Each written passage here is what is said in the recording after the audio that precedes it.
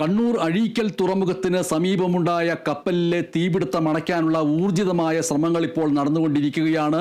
ഇന്ന് രാവിലെ 9:30 ഈ സംഭവം ഉണ്ടായത്. കൊളംബോയിൽ നിന്ന് മുംബൈയിലേക്ക് പോവുകയായിരുന്ന സിംഗപ്പൂർ കപ്പലാണ് അപകടത്തിൽപ്പെട്ടത്. 18 യാത്രക്കാർ കപ്പലിൽ നിന്ന് പുറത്തേക്ക് ചാടി. 22 യാത്രക്കാരാണ് കപ്പലിൽ ഉണ്ടായിരുന്നത്. അതിൽ നിന്ന് 18 പേർ പുറത്തേക്ക് ചാടി. അവരെ രക്ഷപ്പെടുത്തി. 5 പേർക്ക് പൊള്ളലേറ്റു. 4 പേരെ കാണാനില്ല എന്ന റിപ്പോർട്ടുകളും പുറത്തു വരികയാണ്.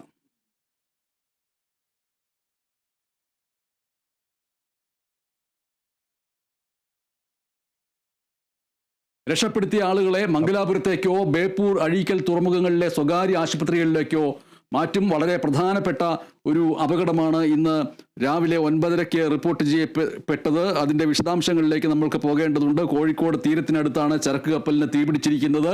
50 കണ്ടെയ്നറുകൾ കടലിൽ വീണു. 18 ജീവനക്കാർ കടലിൽ ചാടി. കേരള തീരത്തിനടുത്ത് ചരക്ക് കപ്പലിന് തീപിടിച്ച് 20 കണ്ടെയ്നറുകളാണ് കടലിൽ വീണത്. നമ്മൾ ഉച്ചയ്ക്ക് 2 മണി മുതൽ അതിൻ്റെ ദൃശ്യങ്ങൾ കൊടുത്തുകൊണ്ടേയിരുന്നു. ആ ദൃശ്യങ്ങളാണ് പ്രേക്ഷകർക്ക് കാണാൻ താല്പര്യമുണ്ടാവുക. കൊളംബോയിൽ നിന്ന് മുംബൈയിലേക്ക് പോയ വാൻഹായ് 503 എന്ന ചരക്ക് കപ്പലാണ് തീരത്ത് നിന്ന് 78 നോട്ടിക്കൽ മൈൽ, അതായത് 129 കിലോമീറ്റർ അകലെ രാവിലെ 9:30 തീപിടുത്തമുണ്ടായത്. 22 ജീവനക്കാരാണ് കപ്പലിൽ ഉണ്ടായിരുന്നത്. ഇവർക്ക് പൊള്ളലേറ്റു എന്നുള്ളതാണ് സൂചന. ഇവരിൽ 18 പേർ കടലിൽ ചാടി. ഇവർ രക്ഷാബോട്ടുകളിൽ ഉണ്ട് എന്നുള്ളതാണ് വിവരം. ഇവരെ രക്ഷപ്പെടുത്താനുള്ള ശ്രമം തുടർന്നുകൊണ്ടിരിക്കുകയാണ്. ഈ കാണിച്ചുകൊണ്ടിരിക്കുന്ന ഫോട്ടോയ്ക്കുപരിയായി നമ്മൾ ഉച്ചയ്ക്ക് 1:30 മണി മുതൽ ദൃശ്യങ്ങൾ സഹിതം വാർത്ത റിപ്പോർട്ട് ചെയ്തതാണ്.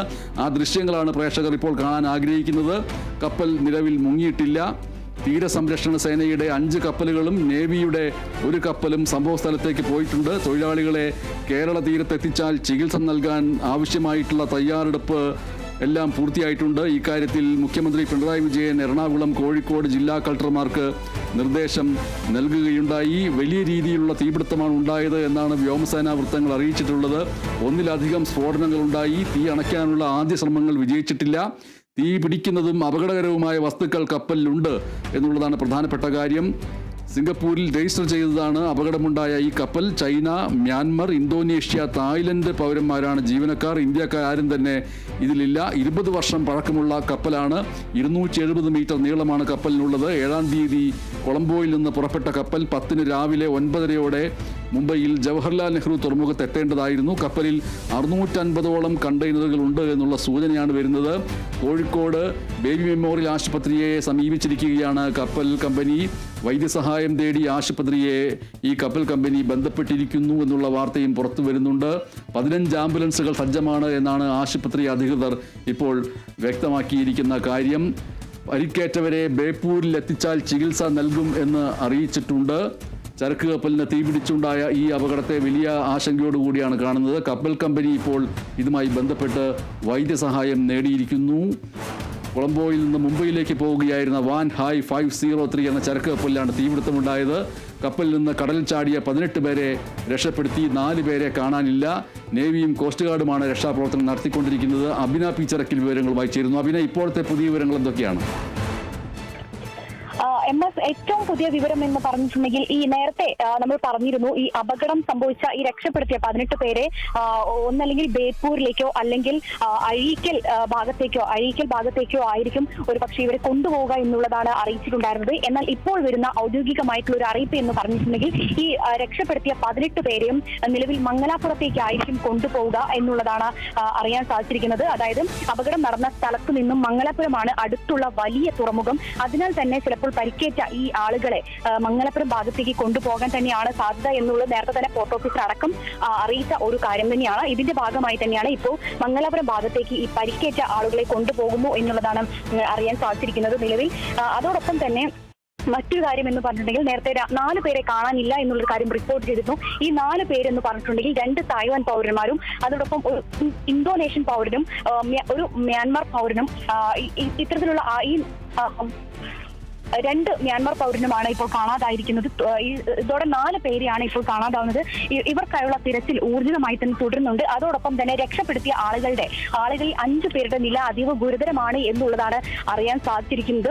ഏതായാലും ഇപ്പോഴും നിലവിൽ ഇവിടെ വലിയ രീതിയിലുള്ള രക്ഷാപ്രവർത്തനം ഊർജിതമായി തന്നെ തുടരുകയാണ്. നേരത്തെ നമ്മൾ പറഞ്ഞിരുന്നു ഈ 4 പേര്, അതായത് നേരത്തെ കാണാതായ 4 പേരിൽ ഈ രക്ഷാപ്രവർത്തനം, ഈ തീ ആളി കത്തിയ സമയത്തും ഈ രക്ഷപ്പെടുത്താൻ, അതായത് ഈ തീ അണയ്ക്കാനുള്ള ശ്രമത്തിനൊടുവിൽ ഈ കാണാതായ 4 പേരെയാണ് ഇപ്പോഴും അവരെ കുറിച്ചൊരു വിവരവും ലഭിക്കാതിരിക്കുന്നത്. പക്ഷെ നിലവിൽ ഈ ക്യാപ്റ്റനെ ഈ കപ്പലിൽ നിന്നും കണ്ടെത്തിയിട്ടുണ്ട് എന്നുള്ളതാണ് കോസ്റ്റ് ഗാർഡ് ഇപ്പോൾ അറിയിക്കുന്നത്. പക്ഷെ എങ്കിൽ പോലും 4 പേര് ആരൊക്കെയാണ് എന്നുള്ളതാണ് ഇനി കോസ്റ്റ് ഗാർഡിന് അറിയാനുള്ളത്. നിലവിൽ ഞാൻ നേരത്തെ സൂചിപ്പിച്ചതുപോലെ 2 തായ്വാൻ പൗരന്മാരും 1 ഇന്തോനേഷ്യൻ പൗരനും 2 മ്യാൻമാർ പൗരന്മാരും നിലവിൽ കാണാതായിരിക്കുന്നത് തുടങ്ങിയ കാര്യങ്ങളാണ് വ്യക്തമാക്കുന്നത്. ഏതായാലും നിലവിൽ ഇവിടെ ഇപ്പോൾ ഈ കടലിൽ പതിഞ്ഞിരിക്കുന്ന കണ്ടെയ്നറുകളിൽ 50ഓളം കണ്ടെയ്നറുകളിൽ നിലവിൽ വിഷാംശമുള്ള വസ്തുക്കളാണ് എന്നുള്ളതാണ് അറിയിച്ചിരിക്കുന്നത്.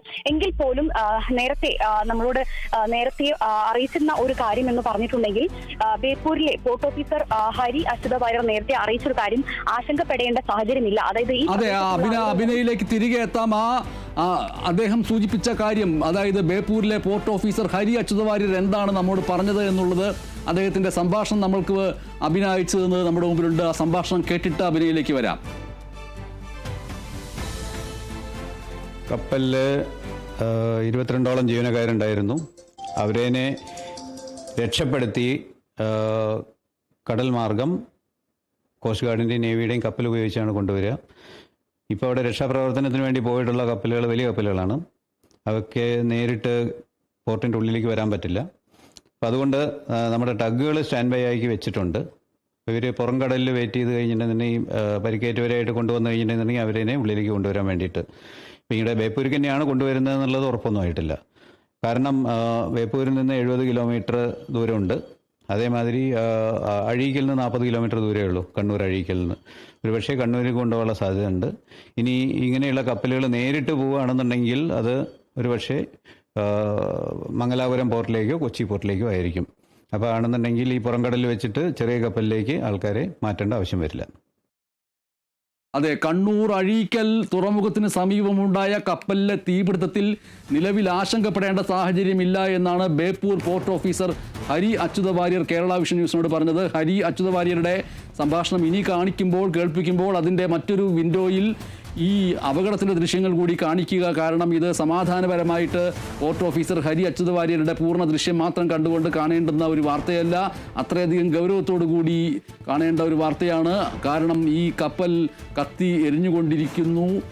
അത് എത്രയും പെട്ടെന്ന് അതിൽ തീപിടുത്തം അവസാനിപ്പിക്കേണ്ട ഒരു സാഹചര്യമാണ് ഉള്ളത്. ആ അർത്ഥത്തിൽ നാവികസേന ഒപ്പം തന്നെ വ്യോമസേന എല്ലാം ഈ ഒരു വിഷയത്തിൽ ഇടപെടുന്നുണ്ട്. രക്ഷപ്പെടുത്തിയ ആളുകളെ മംഗലാപുരത്തേക്കോ ബേപ്പൂർ അഴീക്കൽ തുറമുഖങ്ങളിലെ സ്വകാര്യ ആശുപത്രികളിലേക്കോ മാറ്റാനാണ് തീരുമാനിച്ചിരിക്കുന്നത്. കണ്ടെയ്നറുകളിൽ എന്താണ് ഉള്ളത് എന്ന കാര്യത്തിൽ ഇനിയും വ്യക്തത വന്നിട്ടില്ല എന്നും ചരക്ക് കപ്പലിൻ്റെ മാതൃകമ്പനിയെ ബന്ധപ്പെട്ടിട്ടുണ്ട് എന്നുമാണ് port officer Hari Achyuta Warrier Kerala vision ന്യൂസിനെ അറിയിച്ചിരിക്കുന്നത്. ഹരി അച്യുത വാര്യർ പറഞ്ഞ കാര്യത്തിൻ്റെ വിശദാംശങ്ങൾ സൂചിപ്പിക്കുകയായിരുന്നു അഭിന. തുടർന്നോളൂ അഭിന. തീർച്ചയായും MS, ഇത് അല്പസമയം മുൻപാണ് നമ്മളോട് പോർട്ട് ഓഫീസർ ഹരി അച്യുത വാര്യർ നമ്മളോട് സംസാരിച്ചിരുന്നത്. പക്ഷേ ഇപ്പോൾ നിലവിൽ ഈ ബേപ്പൂർ ഭാഗത്തേക്കും അല്ലെങ്കിൽ അഴീക്കൽ ഭാഗത്തേക്കുമല്ല ഈ പരിക്കേറ്റവരെ കൊണ്ടുവരുന്നത് എന്നുള്ളതാണ് അറിയാൻ സാധിച്ചിരിക്കുന്നത്. അതോടൊപ്പം തന്നെ ഈ പരിക്കേറ്റ 18 പേരെയും നിലവിൽ ഈ മംഗലാപുരം ഭാഗത്തേക്കാണ് കൊണ്ടുപോകുന്നത്. അതായത് ഈ അപകടം നടന്ന സ്ഥലത്ത് നിന്നും മംഗലാപുരം ഭാഗത്തേക്കാണ്. മംഗലാപുരം ഭാഗത്തുള്ള തുറമുഖം വലിയ തുറമുഖമാണ്. അതുകൊണ്ട് തന്നെ ഈ വലിയ കപ്പൽ ഈ മംഗലാപുരം ഭാഗത്തെ പോർട്ടിലേക്കാണ് ഏറ്റവും കൂടുതൽ അടുപ്പിക്കാൻ സാധിക്കുന്നത്. അതുകൊണ്ടാണ് ഈ മംഗലാപുരം ഭാഗത്തേക്ക് ഈ പരിക്കേറ്റ ആളുകളെ എത്തിക്കുന്നത് എന്നുള്ളതാണ് അറിയാൻ സാധിച്ചിരിക്കുന്നത്. ഏതായാലും ഇത് സംബന്ധിച്ച വിവരങ്ങളെല്ലാം തന്നെ ഇന്ത്യ കൈമാറിയിട്ടുണ്ട്.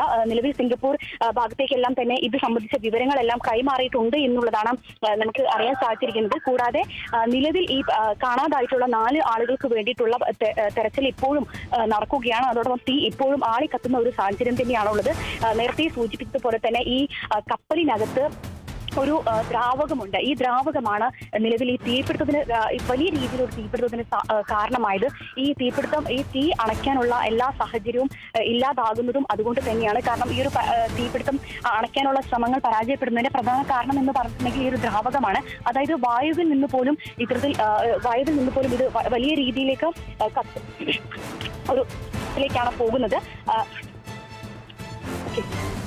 അതെ, ബേപ്പൂർ തുറമുഖം ഇതുമായി ബന്ധപ്പെട്ട എല്ലാ സുരക്ഷാ പ്രവർത്തനങ്ങളും നടത്താൻ പൂർണ്ണമായിട്ടും സജ്ജമാണ് എന്നുള്ള നിലയ്ക്കാണ് ബേപ്പൂർ തുറമുഖ വൃത്തങ്ങൾ കൃത്യമായിട്ടും അറിയിച്ചിരിക്കുന്നത്.